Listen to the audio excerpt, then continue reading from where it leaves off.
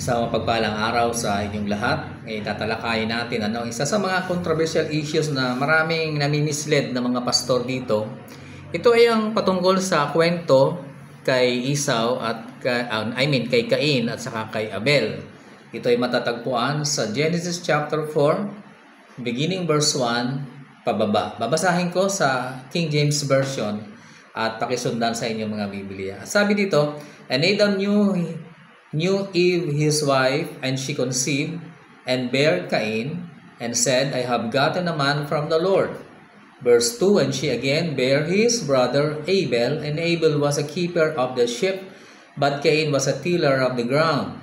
Verse 3, "And in the process of time it came to pass that Cain brought of the fruit of the ground an offering unto the Lord, and Abel he also brought of the firstling of his flock, and of the fat thereof, and the Lord had respect unto Abel and to his offering, but unto Cain and to his offering he had not respect. And Cain was very wroth, and his countenance fell." Verse 6, "And the Lord said unto Cain, Why art thou wroth? And why is thy countenance fallen? If thou doest well, shall thou not be accepted? And if thou doest not well, sin lieth at the door, and unto thee shall be his desire, and thou shalt rule over him." Tingnan niyo mabuti ha. Sa issue na to, ang stand dito ng mga Armenians is kaya daw hindi tinanggap ng Diyos ang offering ni Cain sapagkat yung offering daw ni Cain ay walang dugo. Obvious naman na walang dugo ang offering. Hindi na kailangan sabihin pa yon. Pero hindi yun ang issue dito Ang issue dito is more than that, more than the offering. Tingnan niyo ang pagkakalahat ng Biblia. Pag binasa natin to simultaneously, nandun mismo ang sagot. Kasi wala namang pinag-uusapan diyan. Ang issue dito is offering. Hindi po offering ang issue kung bakit nagagalit ang Diyos kay Cain. At kung bakit nagagalit si Cain sa Diyos, hindi po offering ang issue. Tingnan niyo mabuti. Sabi diyan sa verse 4, "And Abel he also brought of the firstlings of his flock, and of the fat thereof, and the Lord had," tingnan niyo, ganito po dapat mag-interpret ng salita ng Diyos. Babasahin niyo at iintindihin mabuti yung pagkakahanay ng mga salita. We have to read it simultaneously para hindi tayo ma-mislead. Ito ang sabi ng Biblia. "And Abel he also brought the firstling of his flock, and of the fat thereof," sabi ito "and the Lord had respect unto Abel and to his offering." Tingnan nyo, hindi muna tinanggap ng Diyos yung offering ni Cain, ni Abel, kundi ang ginawa ng Diyos, tinanggap muna ng Diyos yung pagkatao ni Abel at saka yung kanyang offering. Hindi basta-basta offering lang ang pinakang issue dito, yung pagkatao ng nag-o-offering. Verse 5, But unto Cain and to his offering, he had not respect." Ayan, tingnan nyo "But unto Cain and to his offering, he had not respect." Hindi nirespeto ng Diyos. Hindi nirespeto yung offering ni Cain. Kasi una, hindi tinanggap ng Diyos yung pagkatao ni Cain, at sa kanya hindi tinanggap yung offering ni Cain. Ayan. Yun ang issue, hindi po dugo.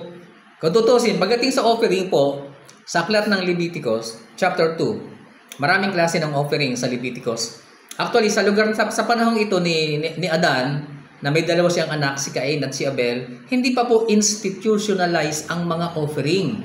Makikita natin na ang offering ay na-institutionalize sa panahon ni Moses, particular sa aklat ng Leviticus.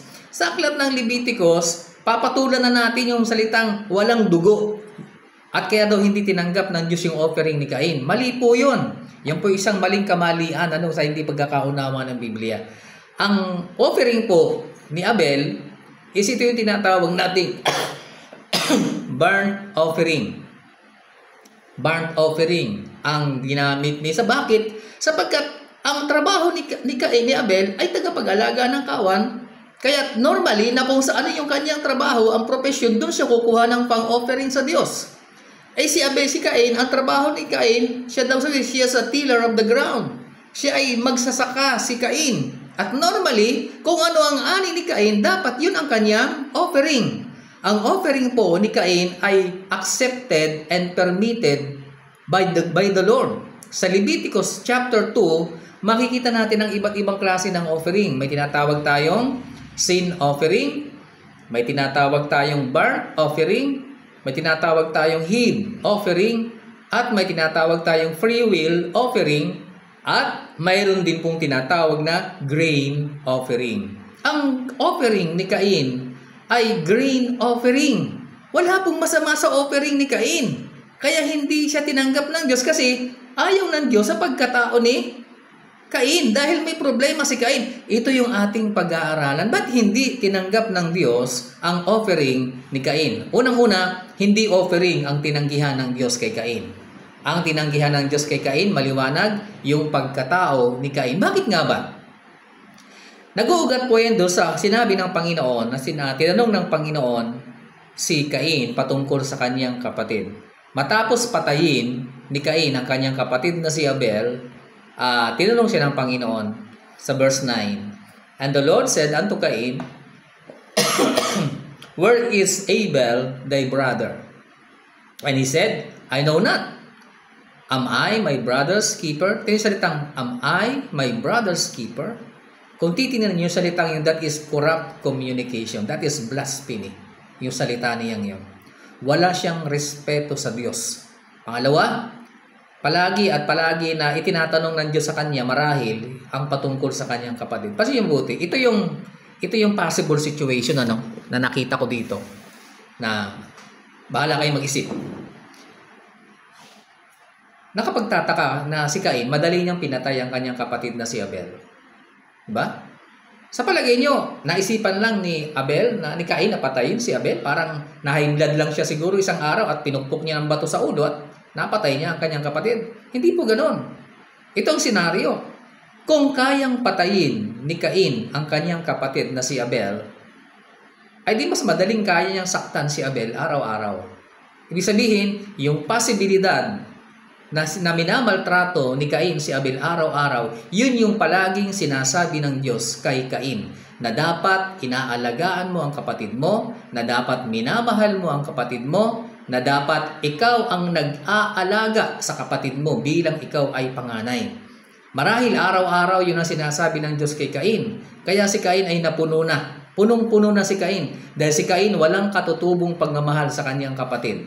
Ang issue po dito is hindi offering, kundi ang issue dito is brotherly love. Walang brotherly love si Cain sa kanyang kapatid na si Abel. Anong patunay dito sa New Testament? Paano ito tinitingnan ng mga New Testament believer ang issue kay Cain at saka kay Abel?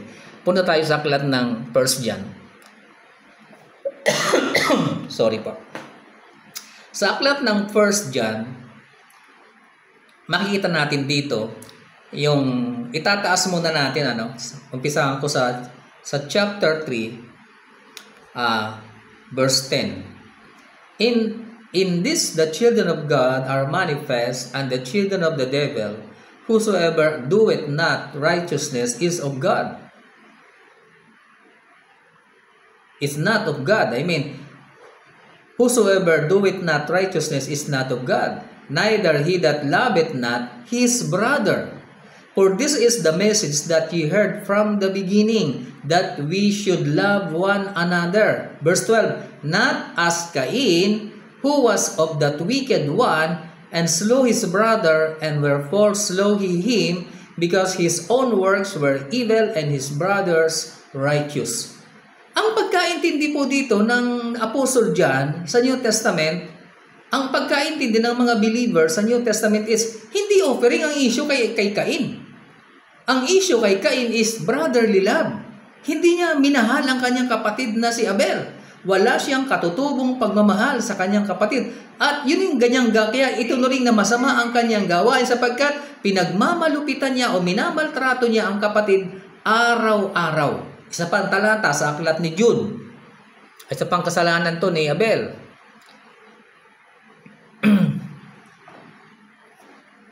Tingnan sabi mo na sa verse 8. Likewise, also these filthy dreamers defile the flesh, despise dominion, and speak evil of dignities. Verse 9, Yet Michael, the archangel, when contending with the devil, he disputed about the body of Moses, durst not bring against him a railing accusations, but said, The Lord rebuke thee. But, verse 10, These speak evil of those things which they know not, but what they know naturally, as brute beasts, in those things they corrupt themselves. Who unto them? For they have gone in the way of Cain. Verse 11. In the way of Cain. Binanggat dito si Apostle Jude. The way of Cain. Ano daw yung pamumuhay ni Cain? Si Cain ay nangungusap ng mga corrupted words, corrupted communication, corrupt communication. Kaya ang issue dito ni Jude ay yung hindi maayos na pakikipag-usap. Kaya nga sinagot ni Cain ng Diyos, Am I my brother's keeper? Dalawa ang kanyang kasalanan. Una, wala siyang brotherly love. Pangalawa, hindi siya maayos makipag-usap. Lapastangan siyang makipag-usap. Kahit sa Diyos, hindi niya ginalang ang Diyos. Ganon din, hindi niya kayang igalang ang kanyang kapatid. At syempre, ganon din siguro ang kanyang mga magulang. Ganon talaga ang ugali ni Cain. So dito, maliwanag na ang issue po kay Cain, hindi offering na walang dugo. Dahil hindi naman talaga kailangan ng dugo ng grain offering. Ang grain offering ay ini-offer po yan, dalawa. Pwede mo siyang masahin at lutuin, pwede mo siyang i-offer as a grain. And that kind of offering is permitted and acceptable unto the Lord according to Leviticus chapter 2. Ang tawag sa offering ni Cain ay grain offering. Wala pong masama sa offering. Ang masama kay Cain, yung kanyang pagkatao. May isang bagay sa New Testament, hindi ko lang ma-recall, pero I think you can help me to find the verse. Where is it? Ang sabi doon ng Panginoon, bago ka maghain sa Panginoon at naalaala mo na may hindi kayo nagkasundo ng iyong kapatid, iwan mo ang iyong hain, puntahan mo ang iyong kapatid at makipagkasundo ka. At saka mo balikan ang iyong handog at saka ka maghandog sa Diyos. Kaya hindi tinanggap ng Diyos ang handog ni Cain sapagkat mayroon siyang problema sa kanyang kapatid. At hindi siya humihingi ng tawad sa Diyos at sa kanyang kapatid sa mga ginagawa niyang pagmamaltrato sa kanyang kapatid na si Abel araw-araw. Ulitin ko po ang issue kay Cain, hindi po offering, hindi po blood. Hindi naman nangangailangan ng blood ang grain offering. Yan po yung kamalian ng maraming pastor na mga Armenians. Yan po yun. So, ang issue dito, dalawa. Una, brotherly love. Walang brotherly love si Cain sa kanyang kapatid. Pangalawa, lapastangang magsalita si Cain sa Diyos at hindi niya iginalang ang Diyos, hindi niya ginalang ang kanyang kapatid, hindi niya iginalang ang kanyang mga magulang. Kaya hindi tinanggap ng Diyos ang offering ni Cain sapagkat hindi katanggap-tanggap ang pagkatao ni Cain sa harapan ng Diyos. Maraming salamat po. Pagpalain kayo ng Panginoon.